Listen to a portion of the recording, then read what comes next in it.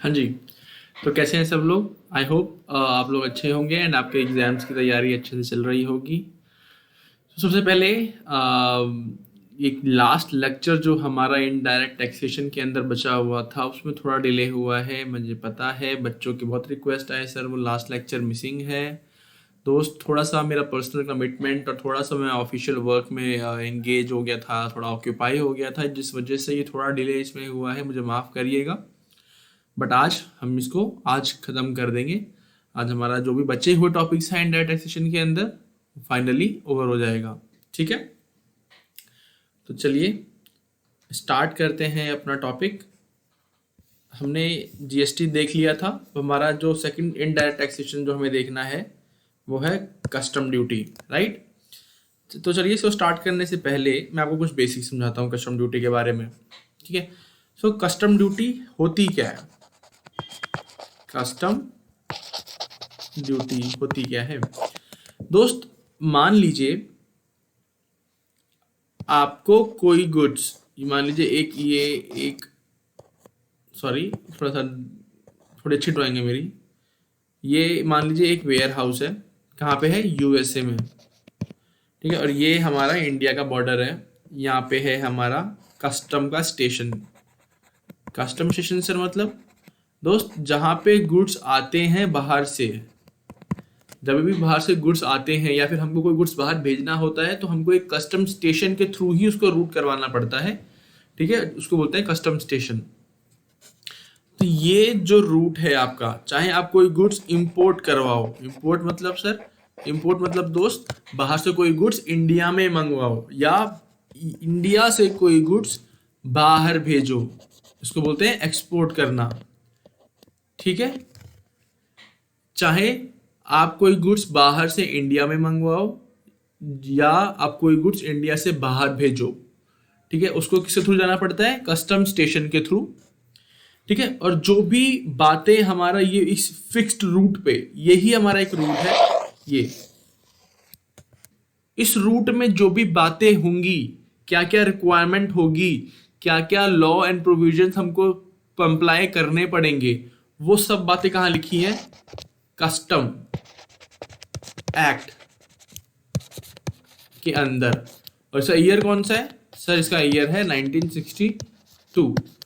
Custom act 1962 हमको बता के चलता है कि अगर आपको ये सारे काम करने हैं, आपको इस रूट पे अगर आप आ रहे हो, मतलब आपको इंटरनेशनल ट्रांजैक्शंस कर रहे हो, मतलब विद इन इंडिया नहीं। विद इन इंडिया तो हमने देखा, जीएसटी की बातें कर ली हमने। लेकिन जब आप दो कंट्री के बीच में जब इंटरनेशनल ट्रांजैक्शंस होती हैं तो उस केस में जो भी प्रोविजन है, जो भी लॉ है, जो भी हमको एक्ट कानून जो फॉलो करना है, वो कहाँ लिखा है दोस्त? कस्टम एक्ट 1962 में। ठीक है, हाँ जी सर। ठीक है सर, आगे मैं आपको बताता हूं कि एक हमारा एक्ट हो गया कस्टम एक्ट 1962। दूसरा हमारा एक एक्ट है कस्टम टैरिफ एक्ट 1975। ठीक है दोस्त, इसमें क्या लिखा है सर? इसमें दोस्त लिखा है रेट्स। इसमें लिखा है कि किस गुड्स के ऊपर कौन सा रेट लगेगा। चाहे आप इंपोर्ट करो चाहे आप एक्सपोर्ट करो, उसके ऊपर कोई रेट तो लगेगा। वो रेट कहाँ लिखे हैं? कस्टम टैरिफ एक्ट 1975 के अंदर। ठीक है, इस टैरिफ एक्ट के अंदर दोस्त दो शेड्यूल है, शेड्यूल 1 एंड शेड्यूल 2। जो शेड्यूल 1 है उसमें रेट्स दिए हुए कौन से? इंपोर्ट करने के ऊपर। ठीक है दोस्त, जब हम इंपोर्ट करते हैं, मतलब बाहर से गुड्स इंडिया में मंगवाते हैं, हमको इंपोर्ट ड्यूटी पे करनी पड़ती है, इंपोर्ट ड्यूटी। तो वो ड्यूटी का रेट कौन सा है? वो कहाँ लिखा है? Schedule 1 of custom tariff act 1975। ठीक है, तो एक इसमें स्टैंडर्ड रेट है, एक इसमें स्टैंडर्ड रेट है विच इज अराउंड 10%, और एक इसमें हमारा दोस्त होता है प्रिफरेंशियल रेट। एक रेट कौन सा है? Preferential rate. प्रेफरेंशियल रेट मतलब सर, दोस्त समझो, कंट्रीज को ना इंटरनेशनल ट्रांजैक्शंस को बढ़ावा देने के लिए उन्होंने क्या किया है, उन्होंने एक ग्रुप बनाया है कंट्रीज का, जिसको उन्होंने नाम दिया है MFN, मतलब मोस्ट फेवर्ड नेशन। मतलब करीबी लोग, जान पहचान वाले, हमारे प्यारे लोग, मोस्ट फेवर्ड नेशन। ठीक है, उन्होंने एग्रीमेंट एंटर किया है और इस MFN कंट्रीज अगर ट्रांजेक्शन अपने में करती है तो वो एक subsidised concessional rate of tax impose करते हैं। एग्जांपल मान लीजिए, अगर मान लीजिए 4%, तो अगर आप कोई ट्रांजेक्शन्स उन कंट्री के साथ करोगे जो MFN में फॉल नहीं करते हैं तो आप पे लगेगा standard rate which is 10% and other rate is 7.5%। ठीक है, बट अगर आप किसी कंट्रीज के साथ जो आपकी कंट्री के साथ MFN में है, मतलब वो मोस्ट फेवर्ड नेशन में फॉल करता है, तो उस पर आपको कंसेशनल रेट ऑफ ड्यूटी पे करके चलनी पड़ती है। और ये कहाँ लिखा है? Schedule 1 of custom tariff act 1975। तो सर एक्सपोर्ट ड्यूटी के बारे में कहाँ लिखा है दोस्त? वो लिखा है शेड्यूल 2 में। एक्सपोर्ट ड्यूटी के ऊपर कितना टैक्स लगेगा, क्या परसेंटेजेस लगेंगे, वो शेड्यूल 2 के ऊपर लिखा है। बहुत कम ही प्रोडक्ट्स हैं, आई थिंक गिनने तो हम मुश्किल से 20 आर्टिकल्स भी नहीं होंगे जिनके ऊपर एक्सपोर्ट ड्यूटी लग के चलता है, क्योंकि हम इंडिया, हर कंट्री को एक्सपोर्ट प्रमोट करना पड़ता है क्योंकि उनको फॉरेन एक्सचेंज चाहिए होता है। ठीक है, तो हमारा जो लॉ है ऐसे बनाया गया है जिसमें टैग लाइन बोली गई है कि export the goods not the taxes. ठीक है, इसलिए बहुत ही कम गुड्स है जिसके ऊपर एक्सपोर्ट ड्यूटी लगाई जाती है, बाकी सब पे एक्सपोर्ट ड्यूटी एग्जेम्प्ट होती है। ठीक है, बस आपको इतना ही जानने की जरूरत है। ये टॉपिक बहुत बड़ा है, बट क्योंकि it just a part of your topic direct taxation and indirect taxation, इसलिए मैं कोई ब्रीफ आइडिया देके चल रहा हूँ सिर्फ। ठीक है, तो यहाँ समझ में आया कि हमारा एक एक्ट होता है कस्टम एक्ट 1962, जिसके अंदर इंपोर्ट करना, एक्सपोर्ट करना, मतलब इंटरनेशनल ट्रांजैक्शंस के बारे में बताया गया है, क्या प्रोविजंस होंगे, कैसे क्या हमको लॉ कंप्लाई करना है। उसके रेट्स कहाँ दिए हुए हैं? कस्टम टैरिफ एक्ट 1975 के अंदर जो 2 शेड्यूल हैं, पहला शेड्यूल इंपोर्ट ड्यूटी के बारे में बोलता है, दूसरा शेड्यूल एक्सपोर्ट ड्यूटी के बारे में बोलता है। ठीक है दोस्त, यहाँ तक क्लियर है? हाँ, आओ एक बार मैं आपको बुक पढ़ा दूं। देखो नोट्स में आ जाएंगे सब। Custom is a form of indirect tax. ठीक है, ये इनडायरेक्ट टैक्स होता है क्योंकि चाहे इसको लोअर इनकम के लोग एक्सपोर्ट करें या इंपोर्ट करें, या हाई इनकम के लोग एक्सपोर्ट करें या इंपोर्ट करें, rate of tax, rate of import duty और rate of export duty will be same. किसी के साथ पक्षपात नहीं किया जाएगा, कोई भेदभाव नहीं किया जाएगा, सब पे एक समान रेट लगाया जाएगा, इसलिए वो क्या हो गया? Indirect tax. ठीक है, इसमें टैक्स इंपोज होता है गुड्स के ऊपर, ध्यान देंगे गुड्स के ऊपर, नॉट सर्विसेज। ठीक है, सिर्फ गुड्स के ऊपर ये टैक्स लगाया जाता है व्हेन दे क्रॉस और अक्रॉस द इंटरनेशनल बॉर्डर्स। जब गुड्स इंटरनेशनल बॉर्डर्स को क्रॉस करते हैं, बाहर जाएं या बाहर से हमारे इंडिया के बॉर्डर के अंदर आए, तो उस पर कस्टम ड्यूटी के बारे में बात करी जाती है। सो कस्टम ड्यूटी बोले तो इट इंक्लूड्स 2 थिंग्स। पहला import duty and second export duty. ठीक है, don't get confused. Custom duty क्या होता है? Custom duty is like a head, उसके अंदर इंपोर्ट ड्यूटी जब आप गुड्स इंपोर्ट करते हो एंड एक्सपोर्ट ड्यूटी जब आप गुड्स एक्सपोर्ट करते हो। ठीक है sir, it is levied on import and export of goods. ठीक है,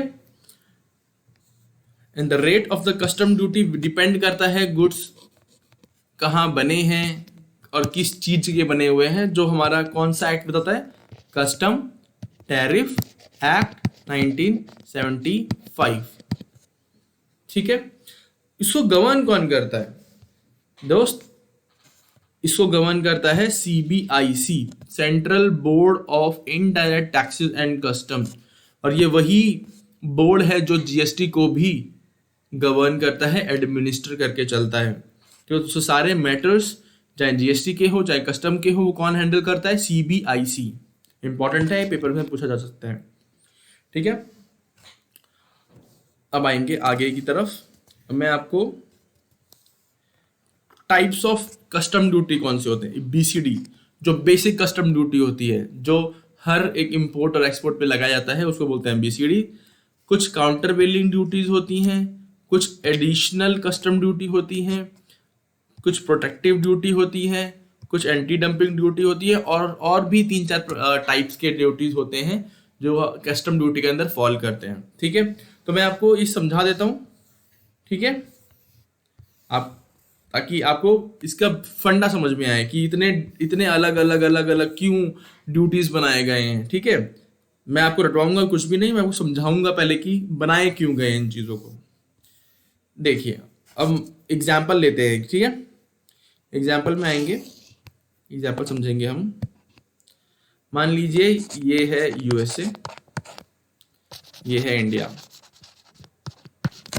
ठीक है, अभी करेंटली हम बात करते हैं पेट्रोल की। ठीक है, पेट्रोल मान लीजिए इसका बेसिक प्राइस है 100 रुपये, और मैंने बताया था आपको पेट्रोलियम प्रोडक्ट्स अभी भी जीएसटी के दायरे में फॉल नहीं करते हैं, मतलब they still exist in the earlier laws. कौन कौन से? Excise duty. ठीक है, तो इस पे मान लीजिए एक्साइज ड्यूटी लग रही है। जैसे ही पेट्रोल निकला क्रूड से, उस पर एक्साइज ड्यूटी लग गई, लेट्स सपोज 12% के हिसाब से, तो ये हो गया 112 रुपए का। ठीक है, अब वही प्रोडक्ट अगर हम बाहर से यूएसए से अगर इंडिया में इंपोर्ट करें पेट्रोल को, तो उसका प्राइस भी 100 रुपए। ठीक है, तो अभी आपको ये दिख रहा है कि इंडिया में जो देसी जो चीजें निकल रही हैं, मतलब जो इंडिया के लोग इंडिया में प्रोड्यूस कर रहे हैं, उसकी कॉस्ट 112 रुपए है। बाहर से इंपोर्ट कर रहे हैं तो सिर्फ 100 रुपए, जो बेसिक प्राइस है 100 रुपए में हम इंपोर्ट कर रहे हैं बाहर से इंडिया में। तो आपको नहीं लगता कि इंडिया के जो डोमेस्टिक मैन्युफैक्चरर्स हैं उनके लिए बहुत बड़ा लॉस है, बहुत बड़ा एक ड्रॉबैक है कि इंडिया में जो गुड्स मैन्युफैक्चर हो रहे हैं वो 112 रुपए का पड़ रहा है, लेकिन बाहर से जो इंपोर्ट कर रहे हैं तो 100 रुपए का पड़ रहा है। तो इस चीज को लेके जो डोमेस्टिक मैन्युफैक्चरर थे वो कहाँ गए? गवर्नमेंट के पास गए। उन्होंने बोला कि हमारा जो प्राइस है, ऐसे देखेंगे, हमारा जो प्राइस है वो 112 है, बाहर से आने वाला 100 रुपए में है, तो ये तो हमको खा जाएगा। लोग तो सिर्फ 100 रुपए वाला खरीदेंगे, हमारा तो कोई खरीदेगा ही नहीं। तो गवर्नमेंट ने बोला ठीक है। क्या दिक्कत आई? कह रहे हमारे पे एक्साइज ड्यूटी लग रहा है, उन पे एक्साइज ड्यूटी नहीं लग रहा है। तो कह रहे हैं लगा दो उस पर भी एक्साइज ड्यूटी, उस पर भी लगा दो एक्साइज ड्यूटी, एक्साइज ड्यूटी लगा दो। फिर एक दिक्कत आई। दिक्कत यह है कि एक्साइज ड्यूटी तो सिर्फ गुड्स मैन्युफैक्चर्ड इन इंडिया के ऊपर लगता है। आप ऐसे कैसे इलीगली जाके, आउट ऑफ द कॉन्स्टिट्यूशन जाके, आप कोई भी टैक्स बाहर से आने वाले गुड्स के ऊपर लगा रहे हो जो सिर्फ इंडिया के गुड्स के ऊपर लगता है? तो ये गलत चीज हो गई। तो उन्होंने बोला एक काम करो, चलो एक्साइज ड्यूटी की दिक्कत है ना, इसका नाम चेंज कर देते हैं, नामकरण बदल देते हैं इसका। इसको एक्साइज ड्यूटी नहीं बोलेंगे आपसे, इसको क्या बोलेंगे? काउंटर वेलिंग ड्यूटी। क्या? काउंटर वेलिंग ड्यूटी, जो सीवीडी बोलते हैं। ठीक है, ये सीवीडी कौन सी है? इसको 3(1) सेक्शन में डिफाइन किया गया, तो उसको जनरली सीवीडी 3(1) बोलते हैं। ठीक है, सिर्फ नाम बदला है दोस्त, सिर्फ नाम बदला है, काम वही है। अभी भी जो इसके अंदर, जो सीवीडी के अंदर जो मसाला है ना, वो अभी भी एक्साइज ड्यूटी ही है। तो इसका भी रेट क्या हो जाएगा? 12%। बोला लो, हो गया 112। 112 हो गया। अब आप पैरिटी पे आ गए? बोले हाँ सर हम पैरिटी पे आ गए। लेकिन फिर एक दिक्कत आई, बताइए क्या? एक्साइज ड्यूटी तो मैन्युफैक्चर होने पे ही लग जाता है, राइट? अब उसका सेल भी तो करोगे, सेल करोगे, लेट्स सपोज वैट लग गया इसके ऊपर @4%, वैट लग गया 4%। तो अगर मैं 112 के ऊपर 4% निकालूं, 112 के ऊपर 4% निकालूं, तो ये आ गया 4.48। ठीक है, प्लस 112, ये हो गया 116 0.48। फिर डोमेस्टिक मैन्युफैक्चरर रोने लग गए। उन्होंने बोला सर फिर पैरिटी में हमारा पैरिटी नहीं हुआ, अभी भी हमारा जो डोमेस्टिक मैन्युफैक्चर गुड्स है वो 116 रुपए का है, बाहर से जो गुड्स आ रहा है वो 112 का पड़ रहा है, फिर से लोग यही प्रोडक्ट खरीदेंगे और हम दोबारा मर जाएंगे। गवर्नमेंट ने बोला अब क्यों आया, बताओ हमको क्या रीजन है। उन्होंने बोला या तो जो वैट आप चार्ज करते हो हमसे, या तो उसको खत्म कर दो, या तो ये जो बाहर से प्रोडक्ट आ रहे हैं उस पर वैट लगा दो। तो आपको क्या लगता है, गवर्नमेंट ने टैक्स खत्म किया होगा? नहीं, गवर्नमेंट को पैसा चाहिए दोस्त। तो गवर्नमेंट ने बोला एक काम करो, उस पर भी वैट लगा दो। ठीक है, लगा दो वैट, लेकिन फिर वही दिक्कत, वैट तो इंट्रा स्टेट मूवमेंट पे लगता है, आपने कैसे लगा दिया इंटरनेशनल ट्रांजेक्शन के ऊपर ये वैट। गवर्नमेंट ने बोला चलो ठीक है कोई बात नहीं, इसका नामकरण बदल देते हैं। इसका नाम रख दिया उन्होंने काउंटर वेलिंग ड्यूटी 35, जिसको हम क्या बोलते हैं, जिसको हम ये स्पेशल सीवीडी भी बोल के चलते हैं। ठीक है, इसको हम स्पेशल सीवीडी भी बोलते हैं।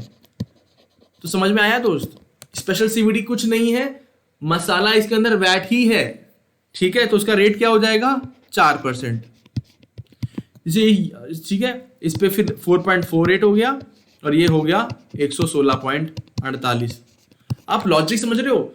मतलब जो भी ड्यूटीज इंसर्ट करी गई हैं कस्टम ड्यूटी के अंदर apart from basic custom duty, वो सिर्फ लगाया ही इसलिए गया है टू मेंटेन द पैरिटी, इनके बीच में पैरिटी लाने के लिए। ठीक है, ताकि डोमेस्टिक मैन्युफैक्चरर्स को कोई हार्म ना हो फ्रॉम द कंपटीशन जो बाहर से इंडिया में आ रहा है ड्यू टू ग्लोबलाइजेशन। इसीलिए यहां पे CVD 35, जिसको हम स्पेशल CVD भी बोल के चलते हैं, वो लगाया गया। ठीक है, यहां से हमने क्या किया था, इंपोर्ट, और हम बात कर रहे थे पेट्रोल की। क्लियर है ना दोस्त यहां तक? जी हाँ सर, हमको समझ में आया कि CVD क्यों आया, स्पेशल CVD क्यों आया। ठीक है, अब एक और टाइप ऑफ ड्यूटी मैं आपको बोलता हूं। एक टाइप ऑफ ड्यूटी थी, हुआ क्या, पहले मैं आपको बताता हूँ कॉन्सेप्ट इसका। ठीक है, हुआ क्या, अब मान लीजिए जापान है।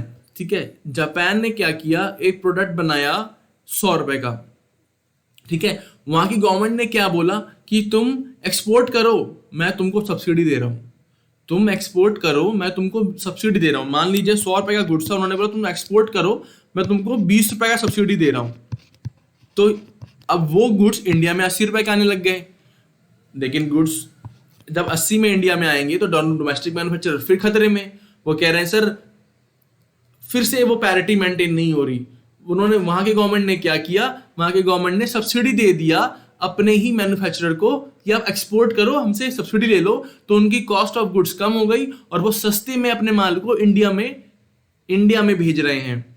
गवर्नमेंट ने बोला अच्छा जी, तो क्या करें? उन्होंने बोला या तो आप हमको भी सब्सिडी दो और हमारी कॉस्ट भी कम करो, नहीं तो उनकी सब्सिडी को खा जाओ। अब वो क्या लगता है, गवर्नमेंट ने क्या किया होगा, सब्सिडी दिया होगा? नहीं, गवर्नमेंट ने बोला लगाओ टैक्स। तो गवर्नमेंट ने इस पे लगा दिया CVD ऑन सब्सिडाइज्ड गुड्स। क्या बोला इसका नाम? CVD on subsidised goods. ठीक है, वो नाम मैंने नोट्स पे नहीं लिखा है, बट जब आपको समझा रहा हूं मैं कि अलग अलग इतने नाम क्यों आए, इसका बैकग्राउंड क्या है। मैं आपको बोल सकता कि आप रट लो, बट मैं आपको रटवाऊंगा नहीं दोस्त। ठीक है, मैं आपको इसके पीछे लॉजिक दूंगा। ठीक है, अब एक और गुड्स में आपको एक और है हमारी ड्यूटी, उसको बोलते हैं एंटी डंपिंग। क्या बोलते हैं? Anti dumping duty. अब इसमें क्या हुआ, अब मान लीजिए चाइना के प्रोडक्ट्स हैं। ठीक है, चाइना के प्रोडक्ट्स के लोगों ने क्या सोचा कि यार हमारा गुड्स 100 रुपए का है। ठीक है, हम एक काम करते हैं, इनिशियल फेज में थोड़ा सा सस्ते रेट में इंडिया में डंप करते हैं अपने प्रोडक्ट्स को, मतलब अपने प्राइसेस को क्या करते हैं, थोड़ा सा 20-30 रुपए से डंप करते हैं। इनिशियली हम लॉस खाएंगे, बट एक बार अपने प्रोडक्ट्स को इंडिया के लोगों तक पहुंचने तो दो, उनको समझ में आएगा कि हमारा प्रोडक्ट्स कैसा है, और एक बार उनको हमारा प्रोडक्ट पसंद आ गया फिर तो हम अपने प्राइसेस में खेल जाएंगे, हमको हैबिचुअल बना देंगे और फिर हम उनसे प्राइसेस निकलवाएंगे। उन्होंने क्या किया, अपने प्रोडक्ट्स के प्राइसेस को डंप किया। डंप करने के बाद इंडिया में सस्ते में भेजने लग गए।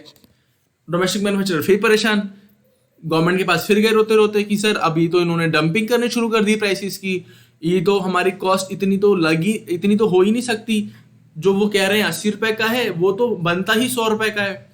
ठीक है, गवर्नमेंट ने बोला कोई बात नहीं, अब इस पे हम क्या लगा देंगे, एंटी डंपिंग ड्यूटी। तो जो भी गुड्स वो इंडिया में प्राइसेस को डंप करने के बाद भेज रहे थे, उस पर हमने लगा दिया एंटी डंपिंग ड्यूटी, और ताकि पैरिटी इंडिया और चाइनीज प्रोडक्ट्स के बीच में जो पैरिटी है वो मेंटेन रहे। ठीक है दोस्त, यहां तक समझ में आया ना? मैं आपको दोबारा एक बार रिवाइज करवा देता हूं ताकि आप लोग के चीजों को समझ में आए। ठीक है, इंपोर्ट करते हैं, इंपोर्ट ड्यूटी लगती है। एक्सपोर्ट करते हैं, एक्सपोर्ट ड्यूटी लगती है। यहां तक क्लियर है? हाँ सर, ठीक है। कस्टम का एक्ट का नाम कौन सा है? Custom act 1962। ठीक है, कस्टम टैरिफ एक्ट 1975 है, जिसमें रेट्स दिए हुए हैं, जिसमें 2 शेड्यूल्स है, शेड्यूल 1, शेड्यूल 2। शेड्यूल 1 में जब आप इंपोर्ट करते हो तो इंपोर्ट ड्यूटी दी हुई है, के रेट्स दिए हुए हैं। जब आप एक्सपोर्ट करते हो तो एक्सपोर्ट ड्यूटी के रेट्स दिए हुए हैं। इंपोर्ट ड्यूटी में भी 2 रेट्स हैं, स्टैंडर्ड रेट्स जो 10% या 7.5% होता है, दूसरा होता है प्रेफरेंशियल रेट, जो एग्जाम्पल फॉर एग्जाम्पल 4% हो सकता है, जो सिर्फ MFN मोस्ट फेवर्ड नेशंस के लिए एप्लीकेबल होता है। ठीक है, फिर मैंने आपको बताया यहाँ पे कि जो कस्टम एक्ट है वो इनडायरेक्ट टैक्स होता है। ये सिर्फ उन गुड्स के ऊपर लगता है जो ट्रांजैक्शनल बॉर्डर्स, जो इंटरनेशनल बॉर्डर्स को क्रॉस करते हैं। ठीक है, ये इंपोर्ट और एक्सपोर्ट के ऊपर लगता है। इसके रेट्स CTA के अंदर दिए हुए हैं। इसको गवर्न CBIC करती है। BCD मैंने बताया आपको, बेसिक कस्टम ड्यूटी। CVD मैंने बताया आपको, CVD लगाया जाता है एक्साइज ड्यूटी के इफेक्ट को नलीफाई करने के लिए। स्पेशल CVD लगाया जाता है वैट के टैक्स को नलीफाई करने के लिए। ठीक है, एंटी डंपिंग मैंने आपको बताया। एंटी डंपिंग क्या होता है? जब बाहर के मैन्युफैक्चरर्स क्या करते हैं, अपने प्राइसेस को रिड्यूस करते हैं, इनिशियल लॉस लेते हैं, कोई उनको फर्क नहीं पड़ता, बोलते हैं कि पहले अपने प्रोडक्ट्स को एक बार इंडिया के लोगों तक पहुंचाओ, एक बार उनको पसंद आएगा फिर हमारे प्राइसेस को बढ़ाएंगे। तो वो अपने प्राइसेस को डंप कर रहे हैं, जिसकी वजह से हमारे डोमेस्टिक मैन्युफैक्चरर्स को लॉस होने का खतरा हो सकता है। ठीक है, एक प्रोटेक्टिव ड्यूटी भी होती है। ठीक है, प्रोटेक्टिव ड्यूटी कौन सी होती है? जहां पे एक ग्रुप है, एक कमीशन बनाई गई है जो चीजों को एनालाइज करती है। अगर उनको लगता है कि कोई भी ऐसा खतरा है डोमेस्टिक मैन्युफैक्चरर्स के ऊपर, ठीक है, जिसकी वजह से उनको लॉस हो सकता है, जिसकी वजह से उनको उनके बिजनेस रन करने में प्रॉब्लम हो सकती है, तो वो एक प्रोटेक्टिव ड्यूटी को चार्ज कर सकते हैं on import of those goods. ठीक है, तो वो प्रोटेक्टिव ड्यूटी होती है। आपको ये चीजें सिर्फ बैकग्राउंड में क्लियर होनी चाहिए। आपसे एग्जाम में ये पूछेंगे नहीं कि ये ड्यूटी क्यों आई, क्या आई। ठीक है, आपको पता होना चाहिए कि हाँ BCD होती है, एक बेसिक कस्टम ड्यूटी, एक काउंटर वेलिंग ड्यूटी होती है। ठीक है, ऐसे आपको सिर्फ नाम पता होने चाहिए। ये 5 नाम आपके लिए सफिशिएंट है। वैसे टोटल 9 कस्टम ड्यूटीज होते हैं हमारे, अलग अलग प्रकार के। ठीक है, आपको सिर्फ ये समझ में आना चाहिए। चलिए, ठीक है, अब मैं आपको अब एक चीज और आपको समझाना चाहूंगा। एक छोटा सा टॉपिक, एक छोटा सा कॉन्सेप्ट है। ठीक है, आपको पता होगा सेंट्रल सेल्स टैक्स के बारे में। ठीक है, आपने नाम सुना होगा सेंट्रल सेल्स टैक्स, राइट? ये सेंट्रल सेल्स टैक्स कलेक्ट कौन करता है?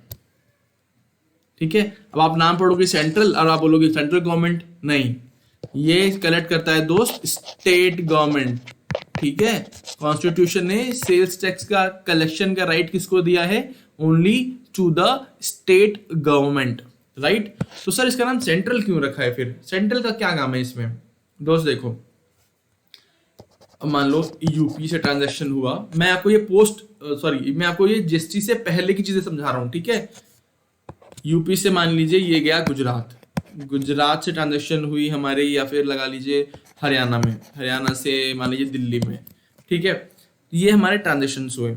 अब यूपी से गुड्स गुजरात में गए, ठीक है, तो जो टैक्स कलेक्ट हुआ वो किस गवर्नमेंट के पास जाएगा? वो पहले जाता था सेंट्रल सेल्स टैक्स के अंदर ओरिजिन वाले स्टेट में। आपको मैंने जीएसटी में क्या बताया था? डेस्टिनेशन वाले के पास जाता था। बट पुराने वाले में क्या कमी थी कि वो ओरिजिन वाले के पास ही जाता था। मतलब यूपी में से गुड अगर गुजरात गया है, गुजरात वाले ने टैक्स पे किया, तो वो उसका फायदा यूपी गवर्नमेंट को ही मिलेगा। क्योंकि पहले ये प्रॉब्लम होती थी ना कि ये यूपी वाला बंदा कैसे उस पैसे को गुजरात तक पहुंचाए, राइट? तो वो चीज पहुंच नहीं पाती थी, तो इस एक्ट के अंदर बोल दिया कि यूपी वाले तू खुद ही रख ले, तो इसको खुद ही रख ले। ठीक है, तो ओरिजिन प्रिंसिपल था पहले। ठीक है, ओरिजिन प्रिंसिपल था पहले, कंफ्यूज नहीं होना, पहले था। ठीक है, यूपी वाले को बोला कि तू ही रख ले, तू कैसे इस पैसे को गुजरात तक पहुंचाएगा, तू कहाँ कहाँ रजिस्ट्रेशन लेता रहेगा। अगर 5 ट्रांजेक्शन 5 स्टेट में करी, तो तेरे को उस पैसे को उस स्टेट तक पहुंचाने के लिए उस एक्ट में उस स्टेट में जाके रजिस्ट्रेशन लेना पड़ेगा, उसके फिर पेमेंट करनी पड़ेगी, रिटर्न फाइल करनी पड़ेगी। इतना सब कुछ मत कर, वो पैसा तू खुद ही रख ले। ठीक है, अब गुजरात वाले ने तो उसको पैसे दिए थे। ठीक है, मैं आपको एग्जांपल देता हूँ, मुझे लग रहा है कि थोड़ा सा आपको कंफ्यूजन होगा। देखो एग्जांपल देता हूँ मैं। यूपी से गुड्स कहाँ गए? गुजरात। 100 रुपए का गुड्स, ठीक है, इस पे सेल्स टैक्स लगाया 4% का, मान लीजिए 104 हो गया। तो 104 रुपये कौन देगा? गुजरात वाला, जिसमें 4 रुपए क्या है? सर 4 रुपए को सेल्स टैक्स है। दिया किसने? गुजरात वाले ने। लेकिन पहले एक्ट में क्या बोला था कि यूपी गवर्नमेंट को ही दे दो, यूपी गवर्नमेंट को बोलो तुम रख लो। अब गुजरात वाला अपने गुजरात गवर्नमेंट से बोलता था कि सर मेरे को 4 रुपए का क्रेडिट तो दो, मैंने तो 4 रुपए दिए ना।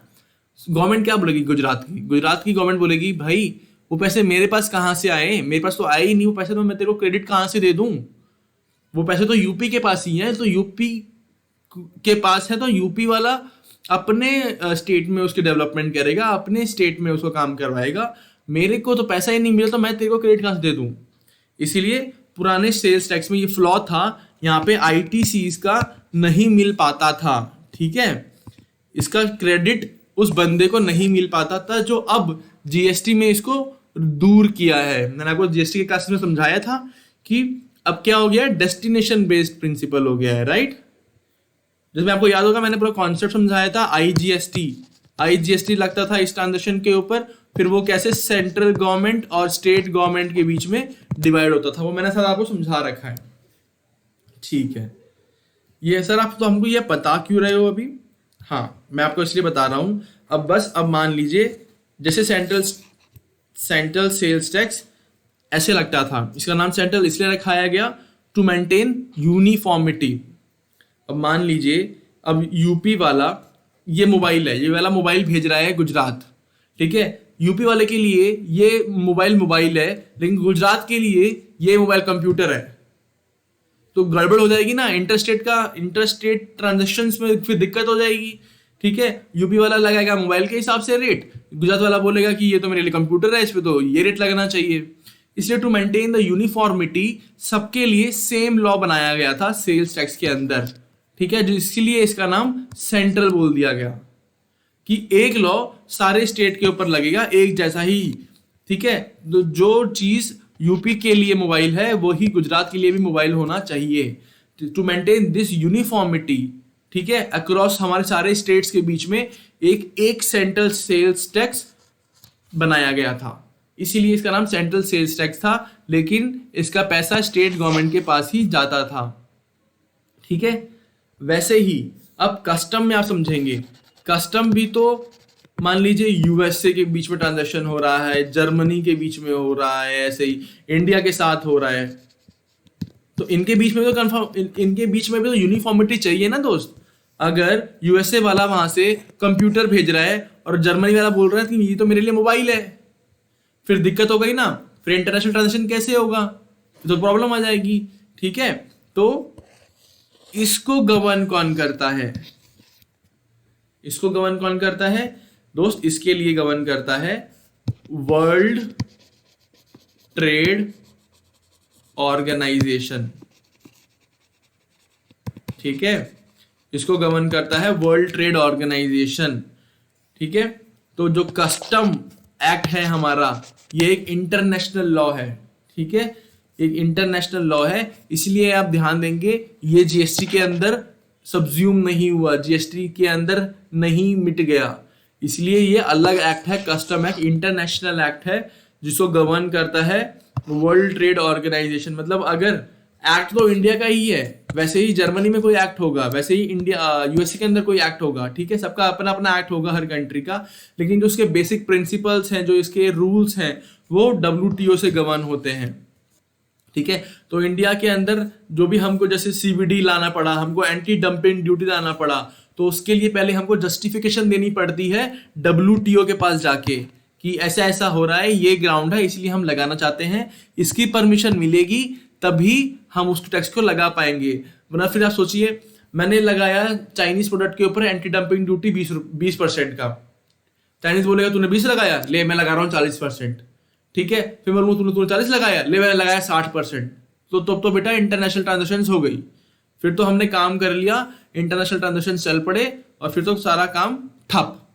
इसलिए ये चीज, ये कन्फ्लिक्ट, ये लड़ाई ना हो एक दूसरे के रेट्स के ऊपर, इसलिए एक वर्ल्ड ट्रेड ऑर्गेनाइजेशन को सेटअप किया गया जो इन सब चीजों को गवर्न करके चलता है, ठीक है।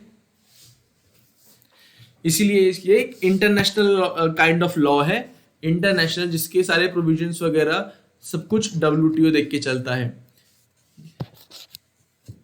ठीक है सर, ये समझ में हमको आ गया, ठीक है। डब्ल्यूटीओ हमको बेसिक प्रिंसिपल्स देता है, उस बेसिस पे कस्टम एक्ट, हर एक कंट्री के अपने अपने एक्ट बनते हैं, जर्मनी का अलग एक्ट होगा, यूएसए का अलग एक्ट होगा, बट प्रिंसिपल्स, लॉज सबके सब कुछ सेम होंगे, ठीक है। इसके मैटर्स जो इंडिया के अंदर जो इसके मैटर्स हैं वो सारे सीबीआईसी, हमने बताया आपको, वो बोर्ड देखते चलता है, लेकिन इन सारे कंट्रीज के एक्ट को कौन देख के चलता है? World trade organisation. I hope आपको ये क्लियर होगा, ठीक है दोस्त, क्लियर हो गया?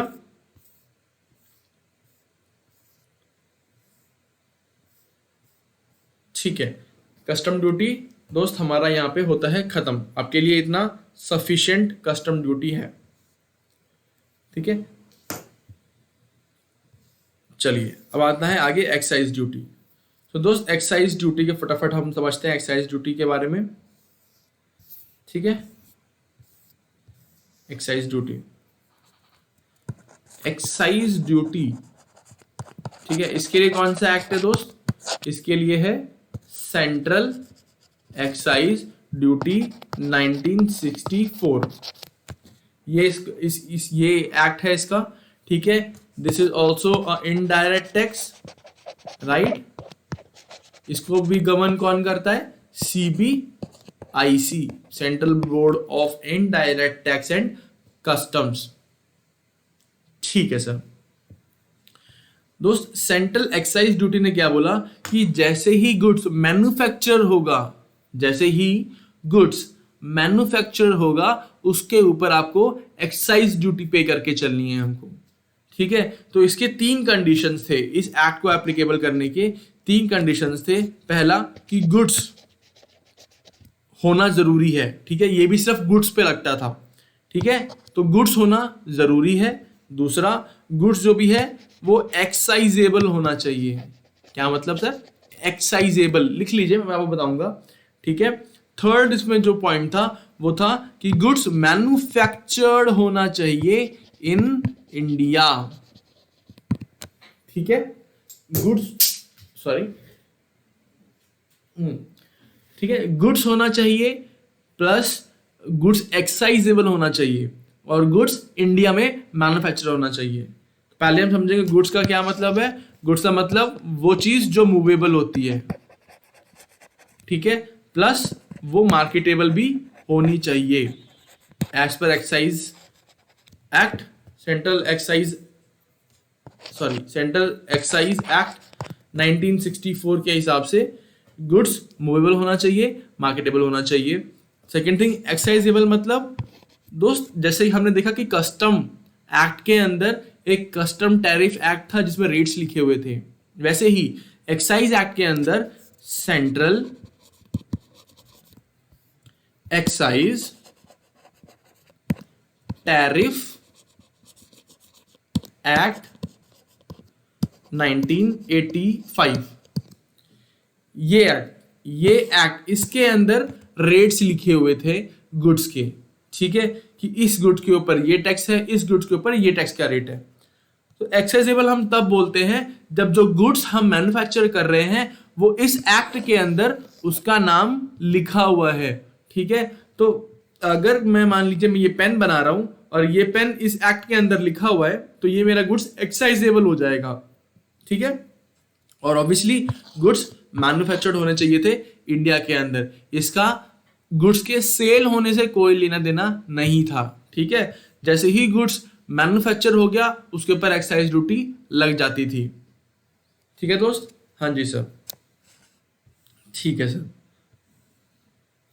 तो ये था हमारा दोस्त एक्साइज ड्यूटी। एक बार देखते हैं हमारे बुक में आते हैं, नोट्स पे आइएगा वापस। एक्साइज ड्यूटी क्या था? Form of tax imposed on goods, ठीक है, जैसे ही वो मैन्युफैक्चर होते थे। It was an indirect tax, indirect tax है वो, ठीक है, जो गुड्स मैन्युफैक्चर करते हैं इंडिया के अंदर उसके ऊपर लगाया जाता था, ठीक है। जबकि कस्टम ड्यूटी जो होता है जो गुड्स मैन्युफैक्चर्ड,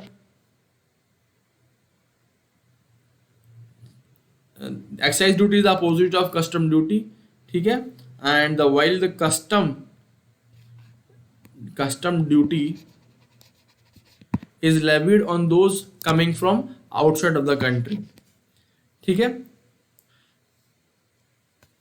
आइएगा वापस, मैं आपको एक दो चीजें और बताता हूं एक्साइज के बारे में ताकि आपको क्लैरिटी आए। दोस्त ये एक्ट्स है ना बहुत बड़े बड़े एक्ट्स है, बट आपको इतनी नॉलेज चाहिए ही नहीं, ठीक है। तो मैं आपको एक ब्रीफ दे के चल रहा हूँ सो दैट आप बिल्कुल ब्लैंक ना हो इस एक्ट के बारे में, आपको पता हो कि हाँ ये गुड्स मैन्युफैक्चरिंग पे लगता है, हाँ ये कस्टम एक्ट जो भी है वो इम्पोर्ट एक्सपोर्ट करने पे लगता है, बाहर से गुड्स अगर इंडिया में आते हैं तो इम्पोर्ट ड्यूटी लगता है, हम इंडिया से बाहर भेजते हैं तो एक्सपोर्ट ड्यूटी लगता है। ये बेसिक चीज़ें आपको पता होना चाहिए, ठीक है। चलिए मैं आपको दो तीन चीज़ें हैं जो एक्साइज के बारे में बताना चाहता हूँ, ठीक है। पहले मैं कुछ आपके लिए कुछ तैयार करके लाया हूँ, ठीक है, लिखिएगा उसको। एक्साइज ड्यूटी, ठीक है, एक्साइज ड्यूटी हमारे दो लेवी हैं इसमें, ठीक है। इसमें सेंट्रल के पास भी पावर है एक्साइज लगाने के लिए और स्टेट गवर्नमेंट के पास भी पावर था एक्साइज ड्यूटी लगाने के लिए, ठीक है। तो सर ये पावर कहाँ से मिली? आपको मैंने बताया था, आपको याद होगा, पहला जो अगर सेंट्रल गवर्नमेंट जो एक्साइज ड्यूटी लगाती है वो यूनियन लिस्ट के अंदर थी कॉन्स्टिट्यूशन ऑफ इंडिया के अंदर, और ये स्टेट लिस्ट में। हाँ सर हमको तो ये याद है, ठीक है दोस्त, याद है तो अच्छी बात, ठीक है दोस्त। इसमें ना most of the items cover थे हमारे, मोस्ट ऑफ द आइटम्स इसमें कवर थे हमारे सेंट्रल एक्ट के अंदर, ठीक है। बट तीन चीजें थी जो स्टेट गवर्नमेंट लेवी करती थी। पहला एग्रीकल्चर, दूसरा नारकोटिक्स, ठीक है, तीसरा अल्कोहल, ठीक है। सर नारकोटिक्स मतलब दोस्त देखो, इंडियन हेम्प नाम सुना होगा आपने, किसका? इंडियन हेम्प मतलब गांजा, ठीक है। गांजे के ऊपर जो टैक्स लगता था वो स्टेट गवर्नमेंट का एक्साइज ड्यूटी लगता था, ठीक है। गांजा जैसे मैन्युफैक्चर होगा उसके ऊपर स्टेट गवर्नमेंट का टैक्स लगेगा। वैसे ही हमारा एक होता है ओपियम, मतलब सर अफीम। दोस्त अब गांजा और अफीम में क्या डिफरेंस है ये मेरे को नहीं पता, मेरे से मत पूछना, ठीक है। तो इंडियन हेम्प और ओपियम के ऊपर स्टेट गवर्नमेंट के पास पावर था टैक्स लगाने का, ना सेंट्रल गवर्नमेंट के पास पावर नहीं था, ठीक है। और अल्कोहल भी जो होता था फॉर ह्यूमन कंजम्पशन वो भी स्टेट गवर्नमेंट के पास ही पावर है एक्साइज एक्ट के अंदर, ठीक है। बट अगर हमारा आपको पता होगा जो खांसी सिरप होती है हमारी, जो कफ सिरप वगैरह होती है, उसमें भी हम अल्कोहल का थोड़ा सा कंपोनेंट होता है, ठीक है। बट वो कैसे यूज होता है? मेडिसिनल पर्पस के लिए। तो जब वो अल्कोहल मेडिसिनल पर्पस की तरह थ्रू यूज होता है तो उसके पास पावर जो थी वो सेंट्रल गवर्नमेंट के पास थी, ठीक है, जो कि अब सबज्यूम हो गया है जीएसटी के अंदर, ठीक है। तो आपको समझ में आ जाएगा, मेडिसिनल अगर यूज हो रहा है अल्कोहल का तो उस पे टैक्स लगाने का पावर था सेंट्रल गवर्नमेंट के पास, ठीक है। तो आपको समझ में आया, एक्साइज ड्यूटी दो लेवल पे लगती थी, एक तो सेंट्रल एक्साइज के ऊपर सेंट्रल एक्साइज मतलब सेंट्रल गवर्नमेंट टैक्स लगा के चलती थी कुछ गुड्स के ऊपर, ठीक है, और 2-3 प्रोडक्ट्स के ऊपर हमारा स्टेट एक्साइज ड्यूटी लग के चलता था। आपको याद होगा एल्कोहल फॉर ह्यूमन कंजम्पशन अभी भी सब्ज्यूम नहीं हुआ है जीएसटी के अंदर, मैंने आपको जीएसटी की क्लास से बताया था, ठीक है। एंड अब मैं आपको बताता हूं टाइप्स ऑफ एक्साइज ड्यूटी, कितने तरीके की एक्साइज ड्यूटी होती है, ठीक है, टाइप्स ऑफ एक्साइज ड्यूटी, ठीक है दोस्त।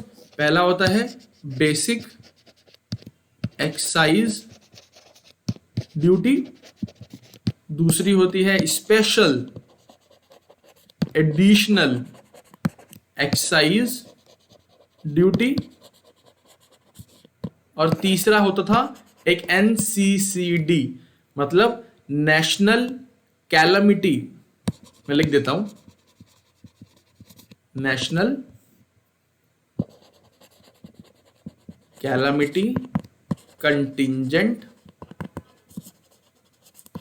ड्यूटी, ठीक है दोस्त। ये बेसिक एक्साइज ड्यूटी था, ठीक है, ये स्पेशल एडिशनल एक्साइज ड्यूटी था, और ये एनसीसीडी था। मैंने ऊपर आपको बताया था एक एक्ट के बारे में, यहाँ पे ये सेंट्रल एक्साइज टैरिफ एक्ट 1985, इसके अंदर रेट्स दिए हुए थे।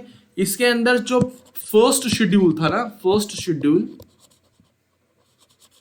और इसमें एक था second schedule.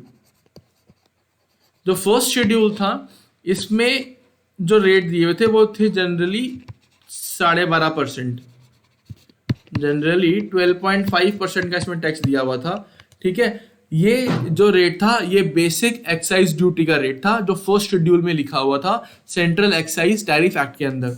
Similarly second schedule था जिसने किसका रेट दिया था, स्पेशल एडिशनल, इसका रेट कहाँ मेंशन था, मैं यहीं पे लिख देता हूं ताकि आपको कंफ्यूजन हो।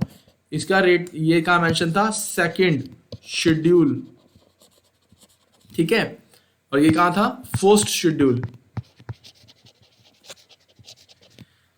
ठीक है। और दोस्त ये जो स्पेशल एडिशनल एक्साइज ड्यूटी था ना, ये लगता था ऑन एंड अबव, मतलब in addition to basic excise duty, मतलब जिन प्रोडक्ट्स के ऊपर बेसिक एक्साइज ड्यूटी लगता था उनमें से कुछ प्रोडक्ट्स गवर्नमेंट ने इसमें लिस्ट किए सेकेंड शेड्यूल में, बोला इनके ऊपर हम स्पेशल एडिशनल एक्साइज ड्यूटी और लगाएंगे, हमको और पैसा चाहिए। मतलब जो भी गुड्स इसके अंदर लिस्टेड थे वो इस पे तो थे ही थे, ठीक है, और इसमें से कुछ गुड्स इसमें थे, ठीक है। और एनसीसीडी लगती थी दोस्त 1% की, गवर्नमेंट को कलेक्ट करके चलता था ऑन पान मसाला, टोबैको, सिगरेट, ठीक है, मोबाइल फोन्स, इस पे एनसीसीडी लगता था, ठीक है।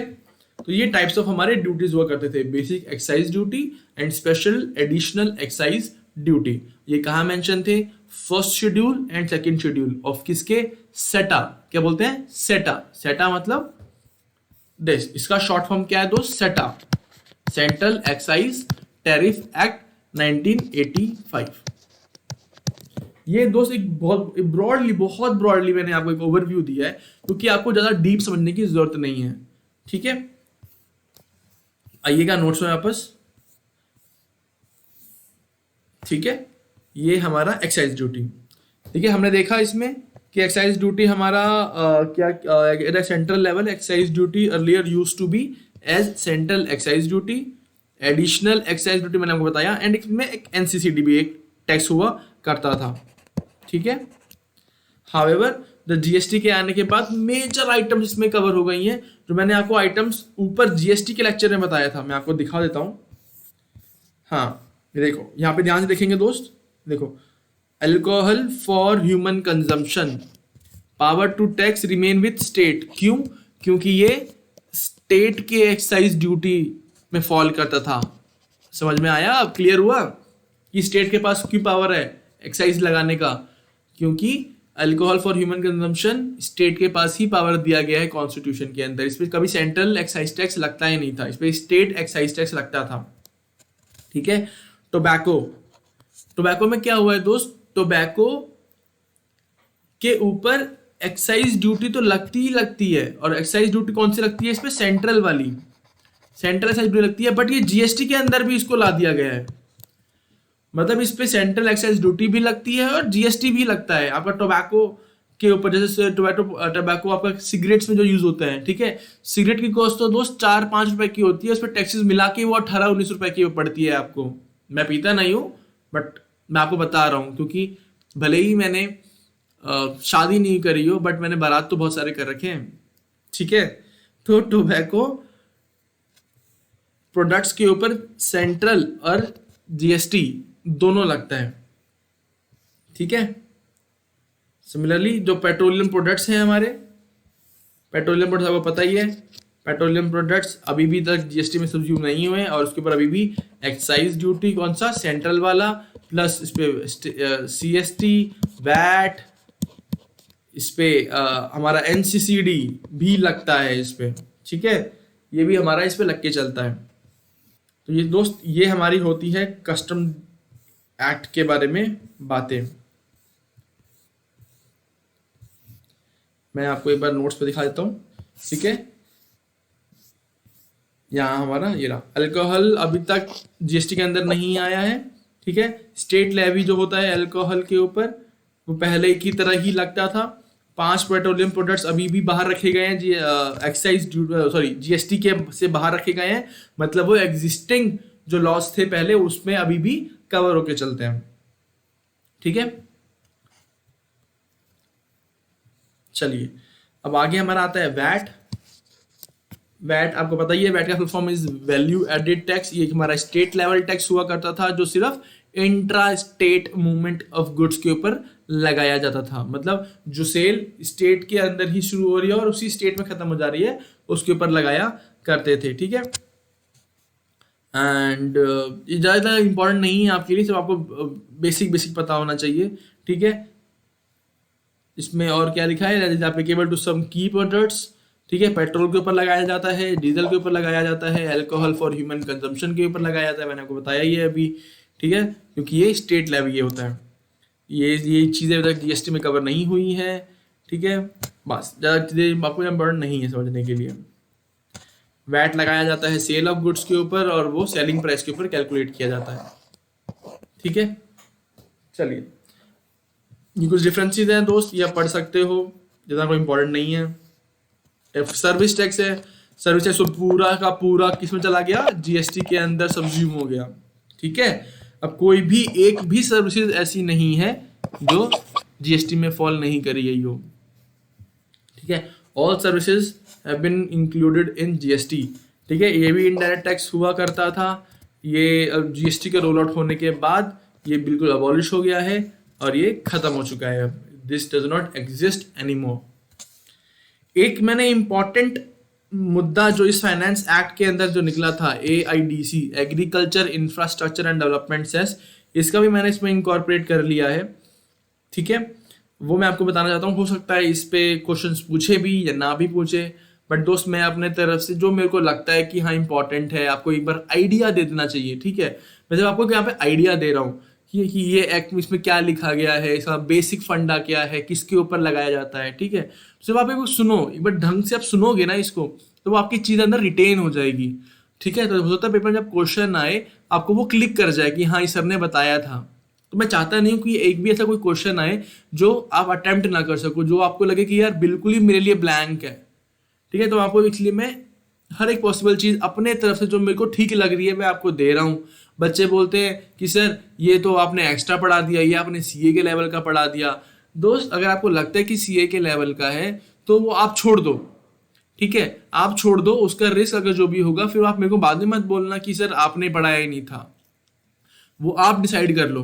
बट जो मेरे को एज अ फैकल्टी और मेरे को एज अ सब्जेक्ट देखने के बाद जो ऐसा लगता है कि हाँ मेरे को ये बेसिक चीज़ें तो बच्चों को बता देनी चाहिए, तो मैं वो दोस्त बता देता हूँ आपको। बाकी जो आपके नोट्स में जो चीज़ें कवर, जितने भी टॉपिक हमने पॉइंट्स कवर करे हैं वो मोर देन सफिशिएंट है आपके लिए। ट्रस्ट करो हमको इस बार, और हमारे नोट्स को एक बार ढंग से दोबारा पढ़ो, ठीक है। जितना पढ़ाया है उतना ही पढ़ो, बट उस उतने को तो रिटेन करने की कोशिश करो। बच्चे अभी भी उसमें ही गलतियां कर रहे हैं और फिर वो कहते हैं कि सर इतने में आपका पेपर कवर हो जाएगा क्या, इसका क्या क्वेश्चन इसी में से आएगा। दोस्त अब हम कैसे बताएं कि वो पेपर हमारे बुक से ही आएगा कि कहाँ से आएगा, हम कोई भगवान तो है नहीं। तो जो बेस्ट हो सकता है वो हमको आपको प्रोवाइड करके चल रहे हैं, ठीक है। So just try to understand हमारी भी सिचुएशन।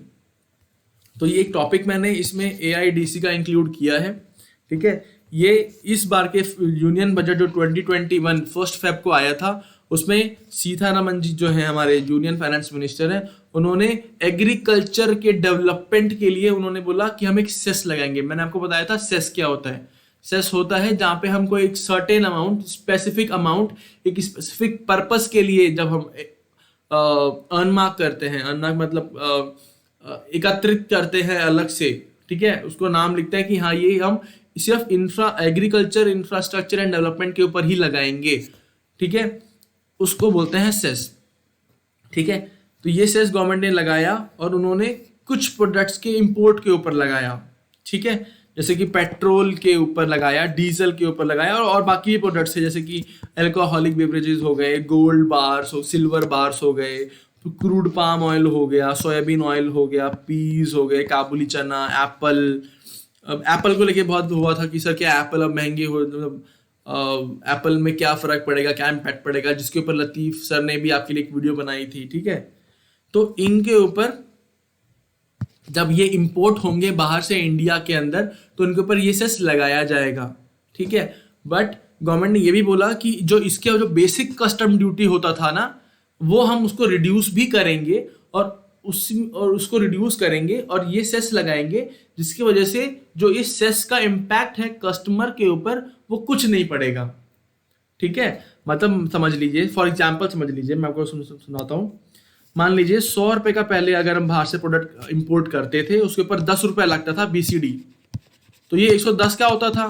उन्होंने बोला कि हमने जो सेस लगाया है ना, मान लीजिए वो सेस 2.5 रुपये का है, ठीक है, तो हमने अपने BCD को 2.5 रुपये से कम कर दिया और 7.5 रुपये कर दिया और इसको 110 रुपये ही प्राइस रखा गया है। मतलब जो फाइनल कस्टमर है ना, कस्टमर को कोई फर्क नहीं पड़ेगा, वो 110 रुपये में खरीदेगा।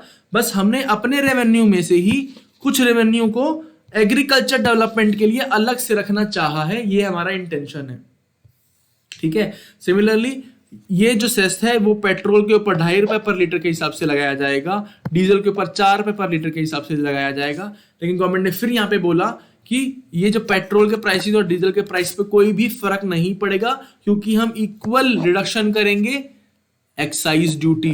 देख रहे हो दोस्त, स्पेशल एक्साइज ड्यूटी, मैंने आपको बताया था ना एक्साइज ड्यूटी कितने टाइप के होते हैं, ठीक है। उन्होंने बोला हम रिड्यूस करेंगे इक्विवेलेंट अमाउंट ऑफ, एंड जितना भी हम सेस लगा रहे हैं अपने एक्साइज ड्यूटी से, अपने एडिशनल एक्साइज ड्यूटी से, ताकि जो इम्पैक्ट है इस टैक्स का फ्यूल के ऊपर वो बिल्कुल जीरो हो जाए और कस्टमर को कुछ चीज़ें महंगी ना पड़े। वो अलग बात है कि रेट अभी बढ़ रहे हैं पेट्रोल के, वो हमारा मुद्दा नहीं है, ठीक है। तो ये था AIDC का पर्पस। मतलब गवर्नमेंट ने बोला हमको एग्रीकल्चर इंफ्रास्ट्रक्चर डेवलपमेंट करनी है इंडिया के अंदर, हमको उसके लिए अलग एक फंड बनाना है, इसलिए उन्होंने सेस बनाया जो लगाया इंपोर्ट ऑफ गुड्स के ऊपर। वो इंपोर्ट लगाया इन सारे गुड्स के ऊपर लगाया, पेट्रोल और डीजल पे लगाया, बट उन्होंने बोला कि इसका कोई भी इम्पैक्ट फाइनल कस्टमर के ऊपर नहीं पड़ेगा, क्योंकि उसका रेलेवेंट हम सब्सिक्वेंट रिडक्शन करेंगे अपने टैक्सेस में से, ठीक है। चलिए दोस्त, ये एग्जाम्पल है, आपको समझ में आ जाएगा, यहाँ पे आप इसको पढ़िएगा, ठीक है। ये अगर 1000 रुपये का हमारे एक शर्ट की प्राइस है, तो अगर CGST और SGST लग रहा है तो 90 रुपये और 90 रुपये लगेगा, 1180। आई थिंक आपको समझ में आ ही चुका होगा GST के अंदर, बट फिर मैंने एक एग्जाम्पल दे दिया क्योंकि हमारे नोट्स में एक भी एग्जाम्पल नहीं था। सिमिलरली नॉन GST जो प्रोडक्ट्स है, मान लीजिए पेट्रोल है, तो पेट्रोल का बेसिक प्राइस 35 रुपये, एक्साइज ड्यूटी अगर 70% है तो एक्साइज ड्यूटी बेसिक प्राइस पे लगेगा, तो ये आ जाएगा, ठीक है। अब इन दोनों को हमारा सेलिंग प्राइस आई थिंक दोस्त, ये थोड़ा सा गलती हो गई, ये 59 होगा, ये 35 एंड 24 इज 59.5, ठीक है। और अकॉर्डिंगली 30% इसके ऊपर लग जाएगा हमारा वैट का, और जो भी इसको और इसको ऐड करके आएगा वो हमारा टोटल प्राइस हो जाएगा, ठीक है। तो ये हमारा नॉन जीएसटी प्रोडक्ट पे कैसे एक्साइज ड्यूटी लगती है और कैसे वैट लगता है वो मैंने आपको बताया। ठीक है, तो दोस्त यहीं तक ये नोट था। आपको मैंने आज 3 चीज़ें, इनफैक्ट 4 चीज़ें बताई मैंने आपको। पहले तो कस्टम एक्ट समझाया, कस्टम एक्ट आई होप आपको समझ में आ गया होगा पूरा कि कैसे लगता है, क्यों लगता है, और इसमें कस्टम टैरिफ एक्ट क्या बोलता है। ठीक है, उसके बाद फिर मैंने आपको एक्साइज ड्यूटी समझाई। एक्साइज ड्यूटी के टाइप्स कितने होते हैं, मैन्युफैक्चरिंग पे लगता है, और कौन सा शेड्यूल में मेंशन है, कहाँ मेंशन है, वो मैंने सब बताया। उसके बाद VAT and service tax, because बहुत ही ज़्यादा एक्सटेंट ख़त्म हो चुके हैं, इससे ज़्यादा इस पर फोकस नहीं करने की ज़रूरत है अपने को। ठीक है, बट हमको पता होना चाहिए वैल्यू एडेड टैक्स का फुल फॉर्म क्या है, किसके ऊपर लगता है, जैसे डीजल, पेट्रोल, ह्यूमन कंजम्पशन, किसी चीज़ की, अल्कोहल की, इन पे वैट लग के चलता है। सर्विस टैक्स तो ख़त्म ही हो चुका है। और एआईडीसी मेरे को थोड़ा फील हुआ कि हाँ, क्योंकि थोड़ा सा मुझे लगता है चर्चा में भी था इस पे ये चीज़, जब भी जैसे ही हमारे फाइनेंस मिनिस्टर ने बात करी थी बजट में इसके बारे में, तो इसलिए मैंने उसको भी यहाँ पे कवर कर लिया है। सॉरी। आई होप आपको ये लेक्चर समझ में आया होगा। दोस्त नहीं समझ में आया है तो उसको दोबारा एक बार सुनने की कोशिश करिएगा। ठीक है, एंड उसके बाद भी अगर आपको लगता है कि कुछ कमी है, आप मेरे को क्वेरी पूछ सकते हो कमेंट सेक्शन में यूट्यूब पे, या फिर आप हमारे टेलीग्राम में हमसे क्वेश्चंस पूछ सकते हो। आपने ग्रुप ज्वाइन कर ही लिया होगा। ये जो एक्सट्रैक्ट मैंने लिया है, ये आपके नई टॉपिक की जो बुक लतीफ़ सर ने आपको प्रोवाइड करी है, ये उसमें से मैंने लिया है और वही नोट्स पढ़ाए हैं। ठीक है, तो इसका अलग से प्रिंट आउट लेने की ज़रूरत नहीं है। वो book is more than sufficient. I hope आपने वो बुक प्रिंट आउट ले ली होगी और आप पढ़ाई कर रहे होंगे अच्छे से। एंड दोस्त मैं यही बोल सकता हूँ कि ट्रस्ट करिए और जितना पढ़ाया है उसको ही अच्छे से रिवाइज करिए। ऐसा ना हो कि क्वेश्चन उसी में से आए और आप वो भी आंसर ना कर पाए। ठीक है, तो अपना बेस्ट दीजिए। हमने अपना बेस्ट दिया है, आई होप आपको अच्छा लगा होगा। ठीक है, and thank you so much, आपने अपना इतना टाइम दिया मेरे लेक्चर्स को सुनने के लिए, आपने ट्रस्ट किया, thank you so much. And कोई भी डाउट हो आप हमसे पूछिए, and we are there for you. ठीक है, ख़त्म करते हैं आज के इस लेक्चर को यहीं पे, एंड मिलेंगे दोबारा आपसे आगे फिर से। चलिए, thank you so much, bye bye.